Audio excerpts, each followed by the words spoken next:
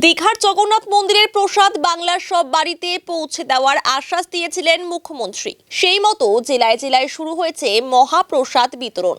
বুধবার খড়িবাড়ি ব্লকের বিভিন্ন এলাকায় রেশন দোকান থেকে জগন্নাথ মন্দিরের প্রসাদ বিতরণ করা হলো।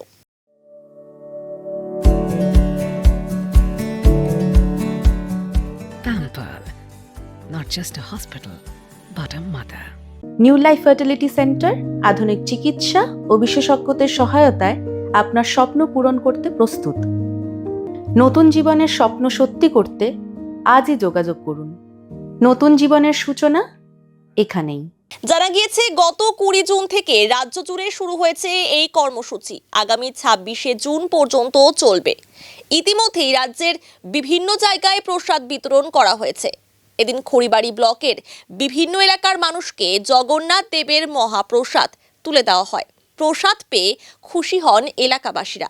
অনেক মানুষ আছেন যারা দীঘার জগন্নাথ মন্দিরে যেতে পারবেন না, তাদের কথা মাথায় রেখে প্রসাদ বিতরণ করা হচ্ছে বলে জানান খড়িবাড়ি পঞ্চায়েত সমিতির কর্মাধ্যক্ষ মনিকা রায় সিংহ। মাননীয় মুখ্যমন্ত্রী, আমাদের রাজ্য সরকার মুখ্যমন্ত্রী মমতা বন্দ্যোপাধ্যায় উদ্যোগে এবং অনুপ্রেরণায় আজকে শ্রী শ্রী জগন্নাথ দেবের মহাপ্রসাদ রেশন শপের মাধ্যমে বিতরণ হচ্ছে।